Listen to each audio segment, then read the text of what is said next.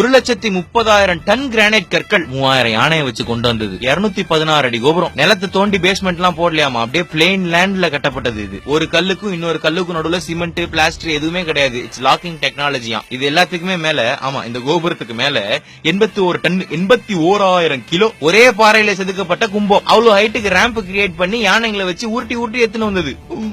1000 வருஷத்துக்கு முன்னாடி திரு ராஜராஜ சோழன் அவர்களே, இட் இஸ் ஃபேண்டாஸ்டிக். பெருமையா சொல்லலாம் அப்படின்றது இதுதான். யாரு இவன் கள்ள தூக்கி போறானே அப்படின்றது it is fantastically you and you only. இமேஜினரியா இருக்கிற அந்த பாட்டை உங்களுக்கு டெடிகேட் பண்ணி நாங்க ஒரிஜினல் ஆக்கோம்.